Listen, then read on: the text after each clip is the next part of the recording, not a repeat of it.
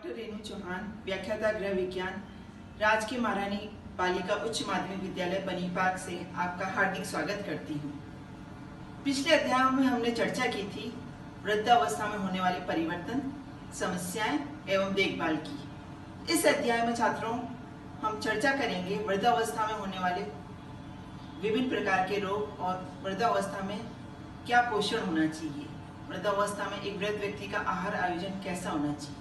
यह अध्याय मैंने कक्षा 12 की गृह विज्ञान की पुस्तिका के अध्याय 15 वृद्धावस्था में पोषण से लिया है। शरीर के बाहरी अंगों के परिवर्तन के साथ साथ आंतरिक अंगों में भी शिथिलता आ जाती है, जिससे पाचन कार्य ठीक तरह से नहीं हो पाता। अंतःस्रावी ग्रंथियां भी हार्मोन की सिक्रीशन कम कर देती है, जिससे BMR जिसको कहते हैं बेसल मेटाबॉलिक रेट, वो भी कम हो जाती है। उसके कम होने से वृद्ध भोजन को अच्छे से नहीं पचा पाता, दांतों में भी खराबी होने से वो अच्छे से चबा नहीं पाता और अन्य पाचक रस जैसे कि आमाशय, अग्नाशय और जो हमारी लार ग्रंथियों से जो रस स्रावित होते हैं वो भी कम होने की वजह से भोजन का अवशोषण ठीक से नहीं हो पाता। इससे वृद्ध में अनेक पोषक तत्वों की कमी हो जाती है। तो इन सभी अभावों को देखते हुए हमको किस तरह से वृद्ध का आहार देना चाहिए, इस बारे में हम चर्चा करेंगे। वृद्धावस्था में पौष्टिक आवश्यकताएं मुख्यतः शारीरिक परिवर्तनों के अनुसार होती है। जैसा कि आप स्लाइड में देख रहे हैं, वसा, प्रोटीन एंड कैलोरी। तो कैलोरी की मांग जो होती है, जो सामान्य व्यक्ति की जो कैलोरी की मांग होती है, उससे वृद्धावस्था में 25% कम कैलोरी की मांग होती है, क्योंकि वृद्ध व्यक्ति की सक्रियता कम हो जाती है, तो उससे अधिक ऊर्जा की आवश्यकता नहीं होती है। दूसरी मुख्य मांग है प्रोटीन की। प्रोटीन की मांग इतनी कम तो नहीं होती, क्योंकि ये प्रोटीन शरीर निर्माण में और कोशिकाओं के बढ़ाने में तो काम नहीं होता, लेकिन शरीर की टूट फूट और मरम्मत के लिए वृद्धों में प्रोटीन अति आवश्यक है। तो प्रोटीन जो होता है वो 1 से 1.4 प्रति किलोग्राम शरीर के भार के अनुसार प्रोटीन की आवश्यकता होती है। जैसे कि वृद्धावस्था में अगर शरीर का भार 50 किलो या 60 किलो, तो 60 ग्राम प्रोटीन की आवश्यकता होगी। वसा हमें वृद्धावस्था में वृद्ध व्यक्तियों को अधिक नहीं देनी चाहिए, इससे कोलेस्ट्रॉल में बढ़ोतरी होती है।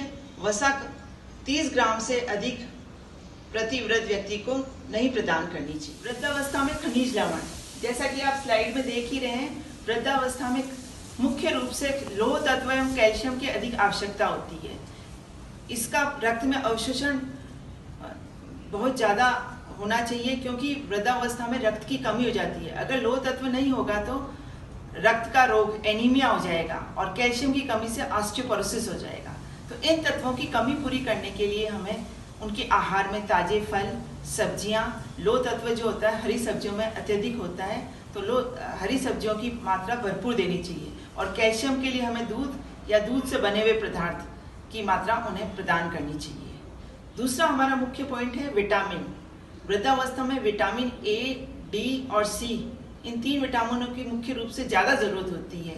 विटामिन A समस्त हरी पत्तेदार सब्जियों में पाया जाता है, गाजर में, टमाटर में, पालक में और समस्त हरी पत्तेदार सब्जियों में। तथा विटामिन D जो है सूर्य के प्रकाश में प्रचुरता से होता है। और विटामिन C जो होता है हमारे समस्त खट्टे फल में, जैसे नारंगी, संतरा, आंवला आदि में प्रयोग होता है। तो इन विटामिन की पूर्ति करने के लिए आहार में ताजी सब्जियों का प्रयोग करना चाहिए। जल की कमी को पूर्ण करने के लिए हमें यह सुनिश्चित करना चाहिए कि कम से कम एक वृद्ध व्यक्ति 1.5 लीटर से 2 लीटर जल कम से कम वो पूरे दिन में ग्रहण करे।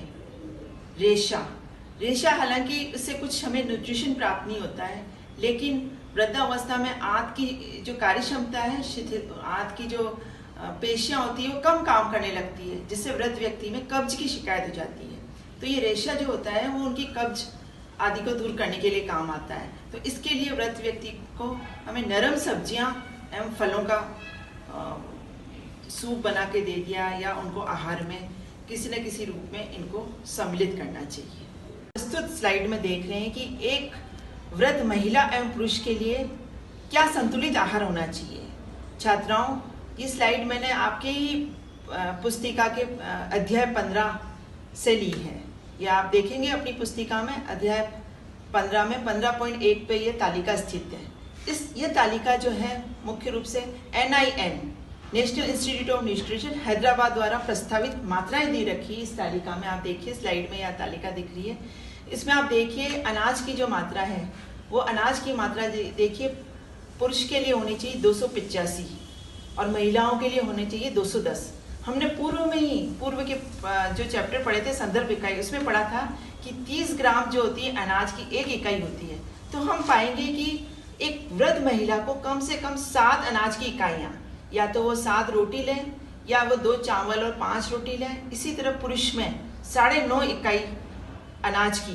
तो इसका मतलब वो है कि वो किस तरह से अपनी चावल या दलिया और चपाती को इस तरह से अपनी आहार व्यवस्था में शामिल करें कि कम से कम 9.5 इकाई अनाज की लें।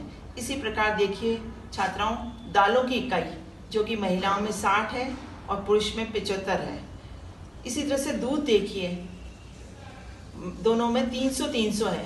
हमने पूर्व में पढ़ा था कि 100 मिलीलीटर दूध से 1 इकाई बनती है। तो अर्थात वृद्धावस्था में हमें दूध की 3 इकाइयाँ चाहिए कि कम से कम पूरे दिन में वृद्ध व्यक्ति 1.5 गिलास या तकरीबन 2 गिलास के बराबर दूध पिए। ये हमें सुनिश्चित करना चाहिए। इसी तरह कंदमूल में 200, हरी पत्तेदार सब्जियों में 100, अन्य सब्जियों में 200, फल में 200, शक्कर, घी व तेल, इसमें देखिए हमने 20-20 ग्राम इकाई ली है, जो कि हमने पूर्व में पढ़ा था कि 5 ग्राम की इकाई होती है। तो ये 4 इकाई से कम नहीं होनी चाहिए। तो इन मात्राओं को ध्यान में रख के हम व्रत का आहार आयोजन कर सकते हैं। वृद्धावस्था में आहार नियोजन करते समय हमें किन किन बातों का ध्यान रखना चाहिए? व्रत को उनकी पोषणीय आवश्यकताओं के अनुरूप भोजन देना चाहिए, अर्थात व्रत को कम ऊर्जा वाला लेकिन प्रोटीन उच्च होना चाहिए, खनिज लवण और विटामिन संतुलित मात्रा में होना चाहिए। इस तरह का भोजन व्रत को देना चाहिए। व्रत को सिर्फ पूरे दिन में एक बार भोजन न देके या एक बार हाई डाइट न देके थोड़ा थोड़ा भोजन कम से कम 5-6 बार देना चाहिए। इससे क्या है कि उनकी पाचन प्रणाली या आंतों पे भी कम जोर पड़ेगा और वो आसानी से इस भोजन को पचा सकेंगे। भोजन जो हमें तैयार करना चाहिए वो नरम हो, मुलायम हो और कम मिर्च मसाले वाला भोजन हो। कम घी तेल का प्रयोग किया जाए ताकि उनकी कैलोरी में वृद्धि नहीं हो, वसा उनके हृदय की धमनियों पे नहीं जमे, इसलिए व्रत और कोलेस्ट्रॉल नहीं बढ़े, इसलिए हमें सुझाव देते हैं कि व्रत को कम घी तेल का भोजन दिया जाए। व्रत को तरल एवं अर्धतरल भोज्य पदार्थ, तरल में जैसे हमारे दूध आ गया, छाछ आ गई, नींबू की शिकंजी आ गई। अर्धतरल में हम मान सकते हैं सूप आ गया, दलिया आ गया, खिचड़ी आ गया। इस तरह के भोज्य पदार्थ देने चाहिए ताकि वह आसानी से उसको पचा सके और उसमें से भोजन का अवशोषण, मुख्य खनिज पदार्थ और विटामिन का अवशोषण हो सके। कब्ज बहुत ही एक आम बीमारी होती है व्रतों में, तो कब्ज से बचाव हेतु हमें रेशेदार नरम सब्जियों का प्रयोग व्रत के भोजन में करना चाहिए। अस्थि विकृति तथा रक्ताल्पता से बचाव हेतु आहार में दूध, छाछ, हरी सब्जियों का प्रयोग करना चाहिए। अस्थि विकृति से ऑस्टियोपोरोसिस रोग हो जाता है, रक्ताल्पता से रक्त की कमी हो जाती है जिससे शरीर दुर्बल हो जाता है। वृद्धावस्था में पर्याप्त मात्रा में पानी का सेवन होना चाहिए। रात्रि का भोजन सोने से 2 घंटे पूर्व करना एवं सोने से पहले दूध का सेवन वांछित है। भोजन रुचिकर होना चाहिए, वृद्धों को संतुष्टि होनी चाहिए कि हम, और उस संतुष्टि से उनको प्रसन्नता का अनुभव होता है। तो भोजन का बनाते वक्त इस प्रकार का ध्यान रखना चाहिए कि थोड़ा सा भोजन विविधता से परिपूर्ण हो और संतुष्टि वाला हो, और इससे और भोजन जब कराएं तब एक प्रसन्नचित्त वातावरण में उनको भोजन कराना चाहिए और उनकी जो मनोवृत्ति है उसके अनुरूप भोजन होना चाहिए। तो इस प्रकार का हम आहार आयोजन करेंगे तो व्रत के लिए अति लाभान्वित होगा।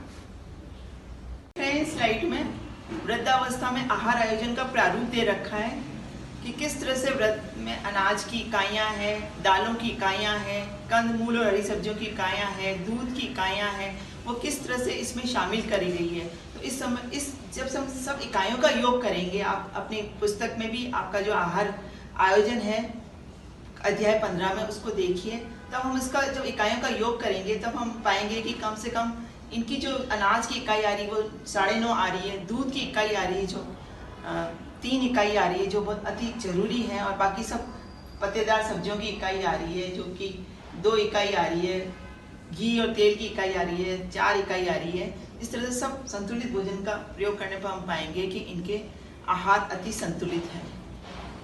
आप देखिए इस स्लाइड में, सुबह की चाय से शुरू हुआ है।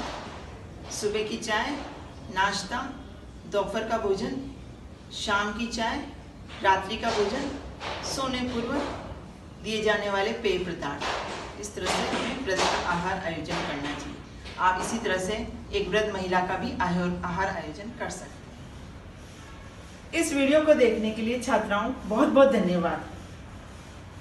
अगले वीडियो में हम पुनः एक बार फिर मुलाकात करेंगे अपने किसी नए अध्याय के साथ। तब तक के लिए आप घर पे रहिए, सुरक्षित रहिए। धन्यवाद।